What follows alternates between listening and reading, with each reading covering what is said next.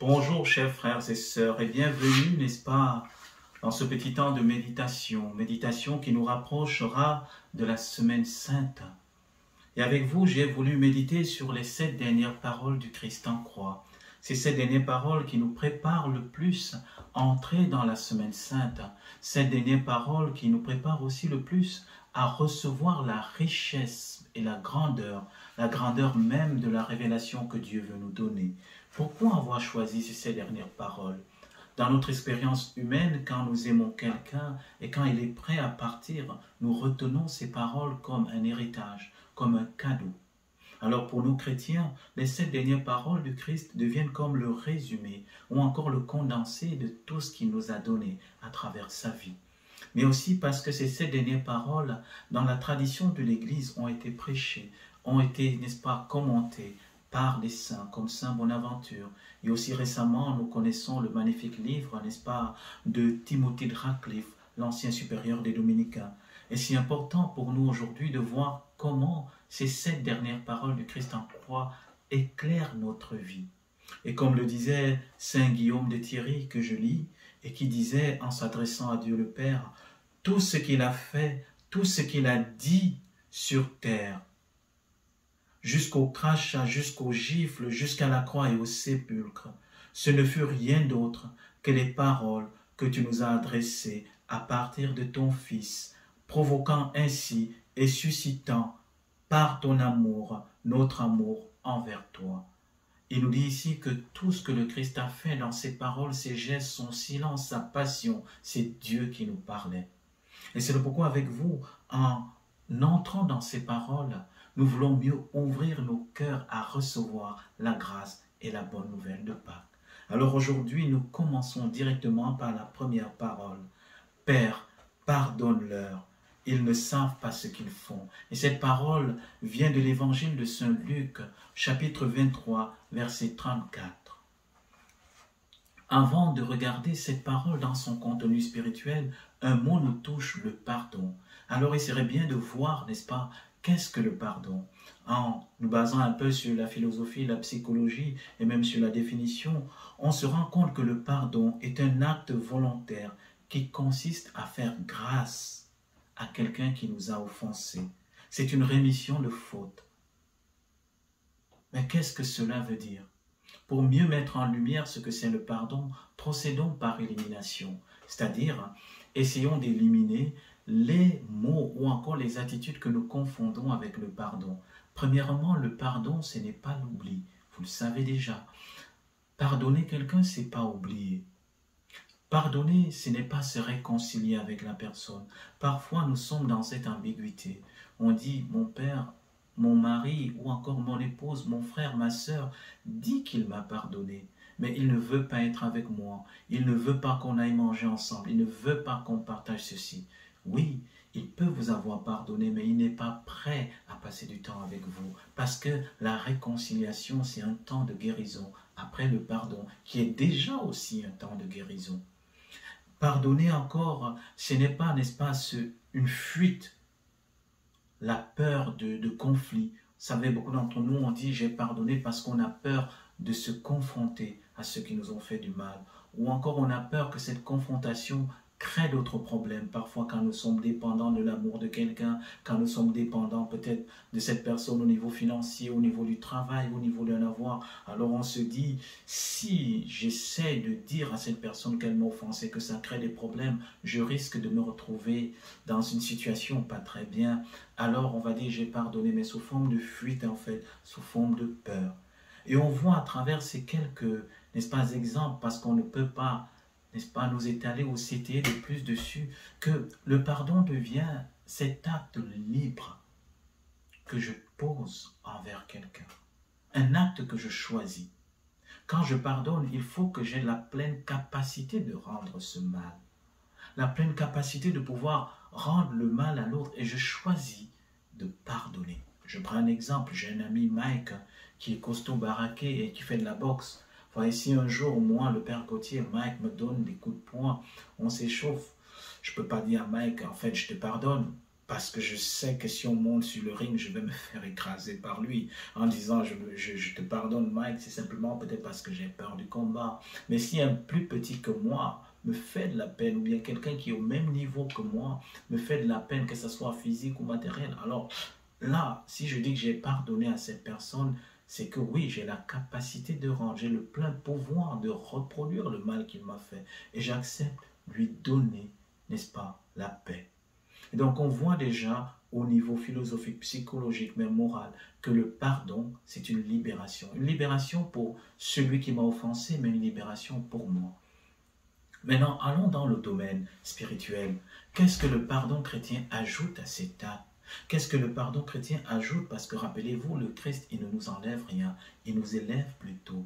La grâce ne vient pas supprimer la nature, mais elle la rend parfaite, elle l'amène à sa perfection. Donc ça veut dire que le pardon, que je regarde au niveau philosophique, que je regarde au niveau psychologique et moral, si je le fais vivre ou s'il est habité par l'amour de Dieu, devient quelque chose de plus grand. Donc retournons dans notre parole, pardonne-leur car ils ne savent pas ce qu'ils font. On est un peu choqué par cette parole, on se dit mais est-ce que ces soldats ou encore ces gens tout autour ne savaient pas le mal qu'ils faisaient? Est-ce que c'est encore une manière, n'est-ce pas, de rejeter la responsabilité de ces personnes? Vous savez, c'est un peu la reproche qu'on fait aux chrétiens en disant, chaque fois qu'il y a un péché, qu'il y a quelque chose qui est grave, vous rejetez toujours le tort sur le démon en disant, non, il a été tenté, il n'était pas libre. Non, c'est pas du tout ça. C'est que le Christ ici nous enseigne en nous mettant en lumière, en nous disant, attention, prenez conscience de la force du mal. Quand nous entrons dans une rouage malhonnête, dans la force du mal vient éteindre notre conscience, vient nous empêcher de voir les choses de manière objective. Et parfois, il faut être très lucide, le mal peut s'habiller parfois sous les apparences de bien. Et au nom de la vérité, au nom de vouloir bien faire, au nom de vouloir protéger, on peut faire du mal et on peut tuer. Prenons un exemple aujourd'hui. Simplement, excusez-moi de prendre ce propos-là. À force de vouloir protéger nos aînés, on les a laissés à eux-mêmes. On les a laissés mourir à eux-mêmes dans les résidences des personnes âgées. Au nom de vouloir les préserver de tout mal, on les a enfermés. Et voilà, c'est-à-dire au nom de vouloir faire le bien, on peut facilement se retrouver en train de faire le mal sans se rendre compte. Et c'est ça que le Christ nous dit. Mais plus encore, le Christ nous met en lumière en disant, le mal peut prendre plusieurs apparences. Et Dieu qui voit les cœurs, il sait ce qu'il y a de plus grand. Et on voit que le Christ sur la croix va donner sa vie même pour ses bourreaux. Et c'est là la lumière du pardon chrétien. Mais déjà, il a mis en lumière dans l'évangile de saint Matthieu, au chapitre 5, versets 43 à 45. Lisons-le ensemble. Vous avez appris qu'il a été dit, tu aimeras ton prochain et tu haïras ton ennemi. Mais moi, je vous dis, aimez vos ennemis, bénissez ceux qui vous maudissent, faites du bien à ceux qui vous haïssent. Et priez pour ceux qui vous maltraitent et qui vous persécutent, afin que vous soyez fils de votre Père qui est dans les cieux. Incroyable. Ces paroles, frères et sœurs, me renversent. Ça me fait comprendre que dans mon acte de pardon, en fait, je participe comme chrétien au pardon de Dieu. Et c'est là où tout devient magnifique. Parce que Dieu, quand il pardonne, il donne la vie. Quand Dieu pardonne, il nous donne la vie à nouveau. Et donc Dieu ne remet pas simplement notre dette, il ne remet pas notre faute, il nous donne la vie. Et c'est pourquoi moi, comme chrétien, le pardon pour moi, chrétien, c'est en fait quelque chose de magnifique. Quand je pardonne à mon frère comme chrétien, je décide de lui donner la vie. Je décide que toi, mon frère, toi, ma sœur qui m'a blessé, je t'accorde à nouveau le statut d'enfant de Dieu.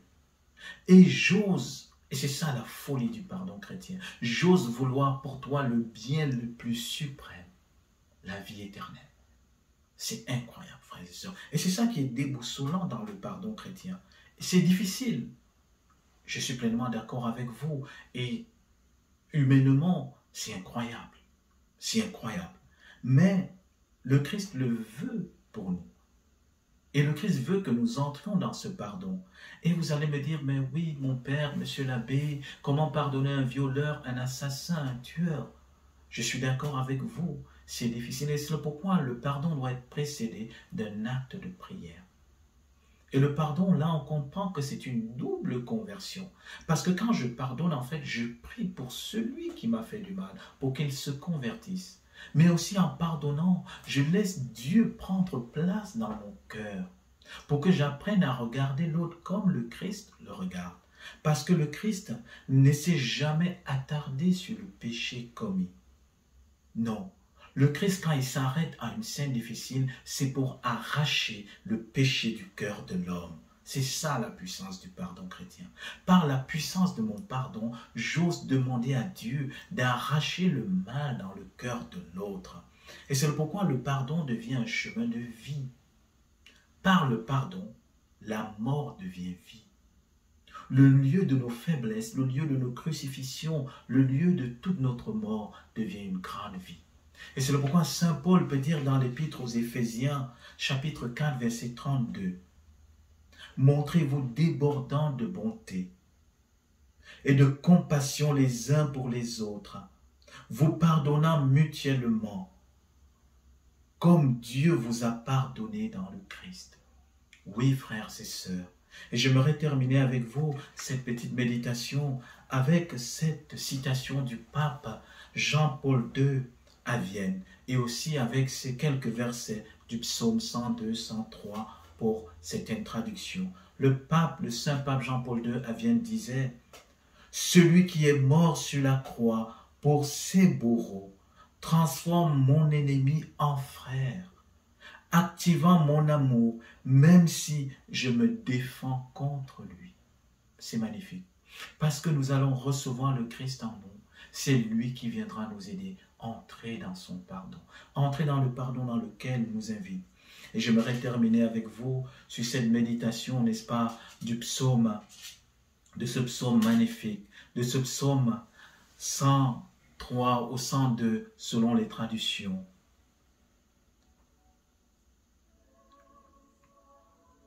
Bénis le Seigneur, ô mon âme. Bénis le Seigneur, tout mon être. Bénis le Seigneur, ô mon âme, n'oublie aucun de ses bienfaits. Car il pardonne toutes tes offenses et te guérit de toute maladie. Et réclame ta vie à la tombe, te couronne d'amour et de tendresse. Oui, frères et sœurs, que le Dieu de miséricorde, le Dieu Père, source de pardon, vienne dans nos cœurs nous aider à pardonner à ceux dont nous avons la peine, parfois les membres de nos familles, parfois les gens qui nous sont proches, nos collègues de service, nos époux, nos épouses, nos enfants, mais qu'ils viennent aussi nous apprendre à recevoir le pardon des autres, pour que vous et moi, en entrant dans ce temps pascal, dans cette semaine sainte, nous puissions pleinement recevoir sa grâce. Et que le Seigneur qui vous aime tant, qui nous aime tant, nous bénisse et nous garde, au nom du Père et du Fils et du Saint-Esprit. Amen.